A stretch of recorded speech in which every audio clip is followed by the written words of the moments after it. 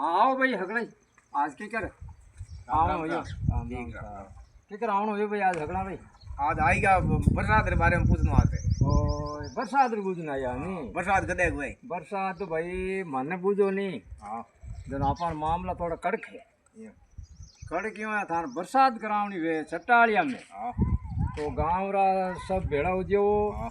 और एड़ी कोई धर्म नीति री बात करो न भगवान रे आगे विनती करो बाबा कने तो बरसात है कोनी